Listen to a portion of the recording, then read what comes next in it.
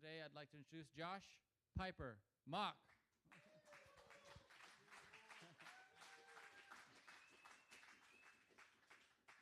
Hello, sir. Josh, how's it going? It's going great. Yeah, awesome. I did. Glad to see you got dressed up. Yes. Well, I mean, I'm not much better. So I want to talk to you about Josh. I mean, a lot of people may not know about who Josh is, and so can you tell us a little bit about who are you? Who am I? Who are you? That is a good question. Yeah. So who I'm are still you? trying to figure that out. Yeah, we might be here all night, right? So We might. Yeah. Or maybe we'll figure it out tonight. we'll figure it out tonight. Yeah, if you guys could help us from the room. But tell us a little bit about yourself. Who are you, and how did you get into real estate in general? Yeah, so I'm just so everybody knows I'm not really good at interviews or being up in front of crowds, so bear with me here. I'm only doing this because I know Darren, and originally it was going to be Farah. Hope she's feeling better, by the way, Farah. But yeah, how I got started or who I am. As Darren mentioned, I'm a husband, father of 3 boys, 10, 8, and 5. So if you're looking for a babysitting gig, please call me. But yeah, I live in South Orange County, grew up in LA, went to San Diego State University, communication major, Rich. Weren't you communication major, Rich? Oh, I thought you were. My bad. I was. You were. Yeah. It was Darren. I was. Yeah. Okay. Yes. Yeah. I actually I got into the restaurant bar industry after high school and was doing that for quite a while with the dream of owning my own bar or restaurant at some point. And then realized that I needed to finish college because I was kind of just cruising along in community college in Santa Monica and was more focused on work than I really was on school. And that was kind of my MO. I never really liked school much, but I did it because it was kind of what you do, right? You start in school, and the idea is you go to college, and you get a degree, and you go get a job, hopefully, and make money. And so I was following that path. And then, working in the bar restaurant industry showed me that, what it's like to own your own business, what it's like to start your own business, maintain it, how much work it takes. And even though the first bar restaurant owner I worked for told me I was crazy for ever thinking that I was going to do that, I still wanted to do it.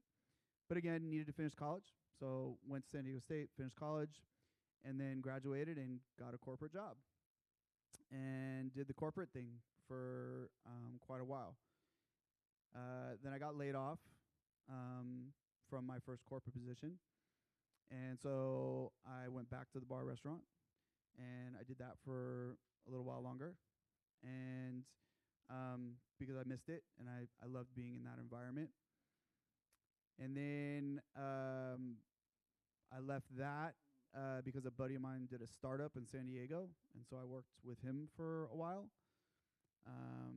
And then I moved to Orange County and decided I was going to try to open a restaurant. I just had my first kid, so I was kind of a stay-at-home dad. My wife is a teacher, and she was getting her master's degree at the time, and so she was very busy being a teacher and getting her master's degree and a new mom. So I did the stay-at-home dad thing, wrote a business plan for a restaurant, tried to go find $500,000, and just never found $500,000. So so went back to work. Did more restaurants for a couple of years, and then got another corporate gig and got laid off again 2 years after being with the company. So after being laid off for the second time, I was like, I really don't want to go work for another company. And around the same time that year, I had some huge life changes. The same year I got laid off. About 4 months before I got laid off, my dad passed away. And so I was kind of in this period of my life where I was trying to figure out,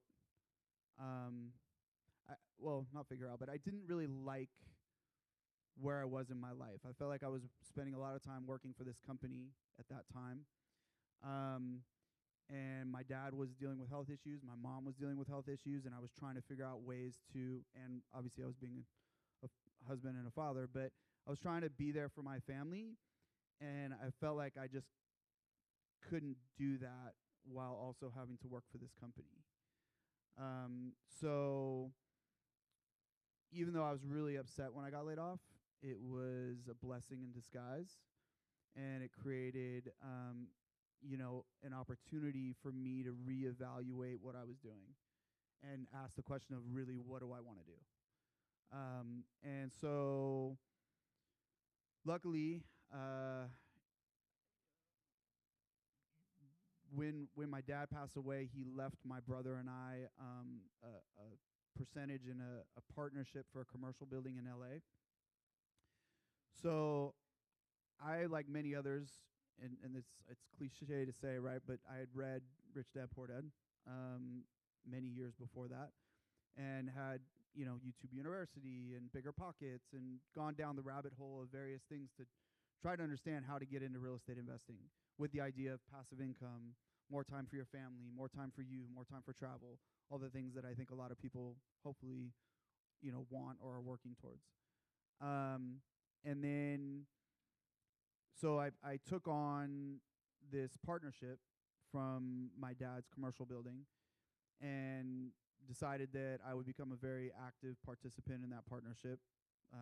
And so that was my first kind of step into the real estate world. And then at that point, I also sat down with my wife and told her that I didn't want to go back to a corporate job.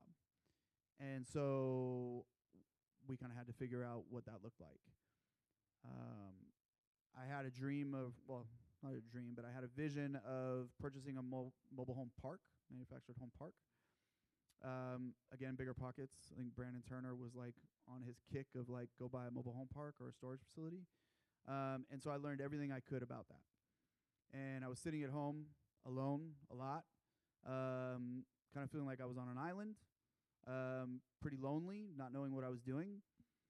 And then I started joining some Zoom groups and talking to people who were investors and who had been doing real estate for a while. And a couple of them said, hey, you need to go find some local groups, right? Some people around you that you can go hang out with and talk to. And so I started looking in the Orange County area. And this was a little while after COVID, maybe a year or two after COVID. And so there wasn't much. A lot of them had switched over to completely Zoom. And then I went to one in Newport Beach, and I met somebody there. And I said, hey, I'm looking for other meetups or networking opportunities. And he said, hey, there's this really good one out in Riverside. It's a little bit of a drive, but you should go check it out. And I said, oh, Riverside. Okay. And so I went online and learned about the center here, and drove out and became a member. And the rest is history. There you go. And now I'm here today. Now you're here. 4 years later, I think. 5 years? 4 years? 4 or 5 years, right? Yeah. Right. So you started attending the club, and you were a active participant here at the club. And how did you get from going into I'm in the mobile home park commercial space kick to what you're doing now? That's a bit of a migration period to get there. So, what changed your direction there? I needed money. Money. Yeah. So the vision is still, I would love to own a mobile home park at some point. Mm-hmm. But the reality is, I could only sell my wife on this idea that somehow I was going to make some money at some point from all this, without actually being able to like show her that some money was coming from it. And so after coming here for a while and talking to people, meeting you, hearing from the other people here, I decided to take Andy's class. And like the one on April 11th and 12th? Is yes, that one coming? Okay. like that one. Sorry, I get confused a lot. Uh-huh. Yeah, no, like that one. Okay. April 11th and 12th, right? Yeah, is that a Saturday and a Sunday? I think it's a Saturday and Sunday. Okay, it's here, isn't it? Is it here? It's got to be here. I think it's here. I think it's here, yeah. I'm pretty sure it's all members are free.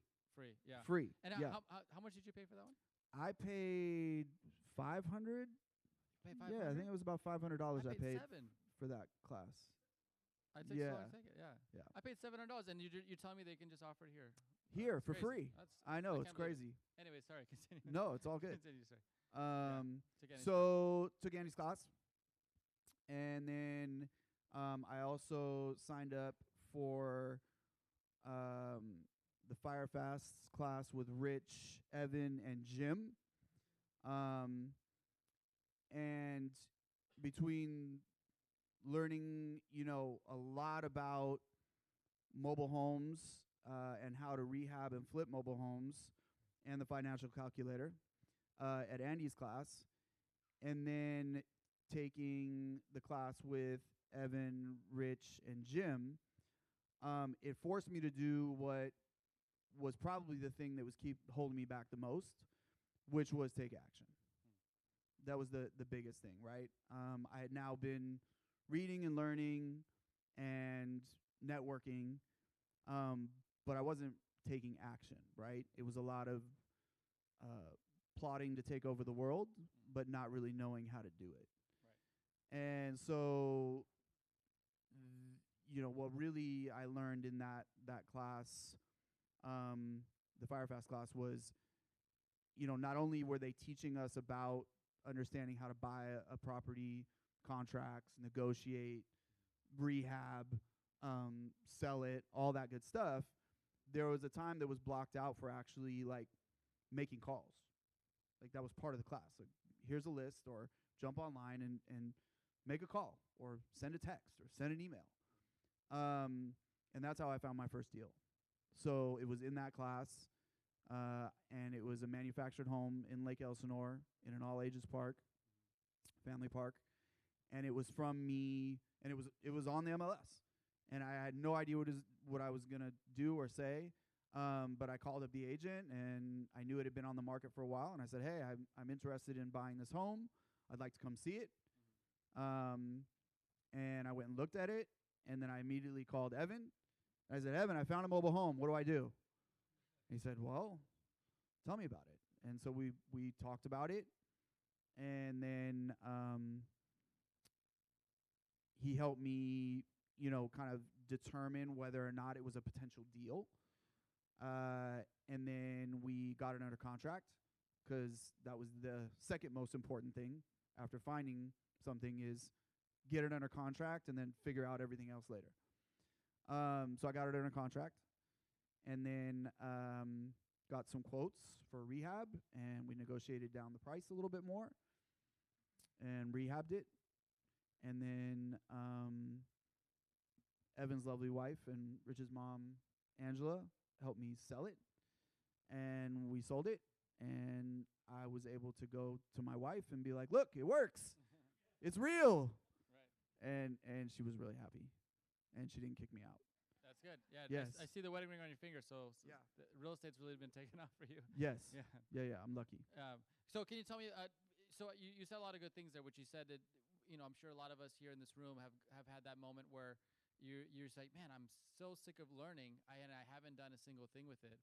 I know from my perspective, I kept telling myself, I said, I've been spending years learning about this, but if I died today, the only difference, there's no difference between me, someone who spent years learning about it, and someone else who knows nothing about real estate.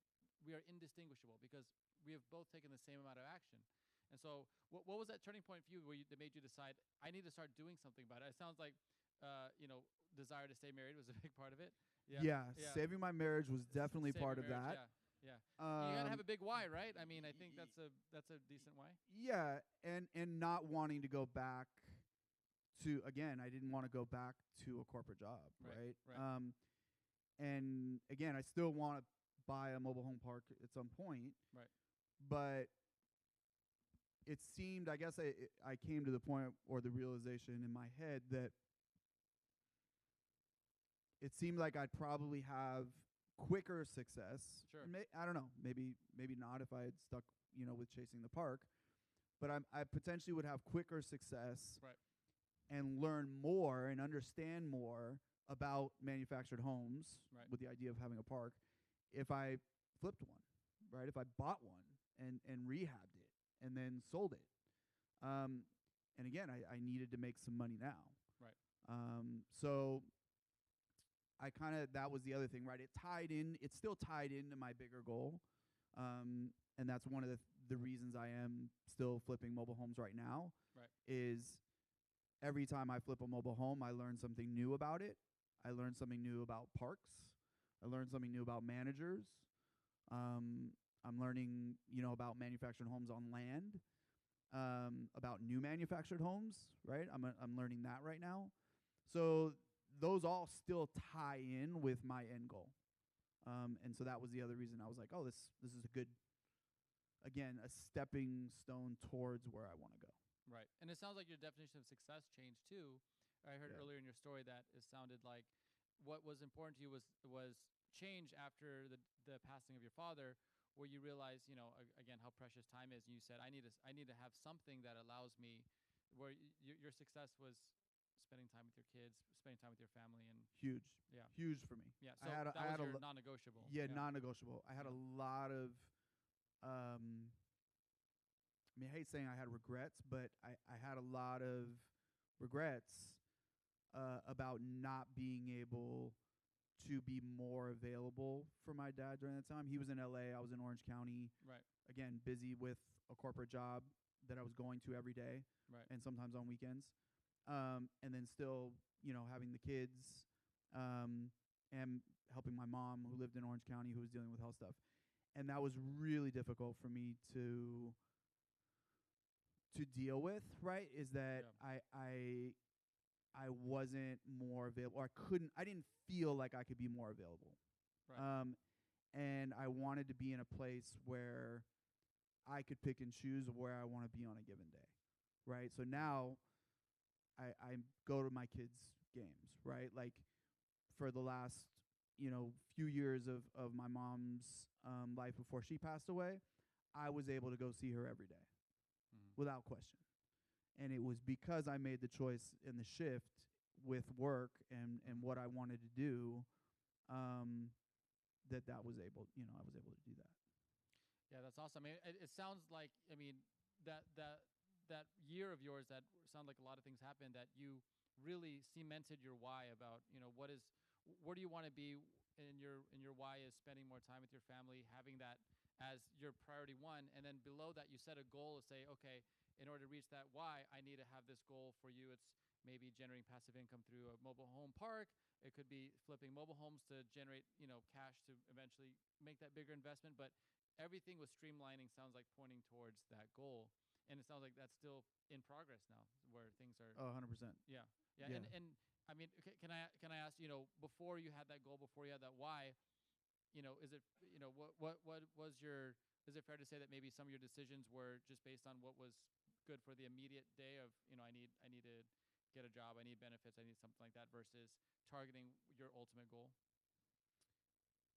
Yeah. I don't know if that question makes sense. Yeah, it does. Okay. I think when I look back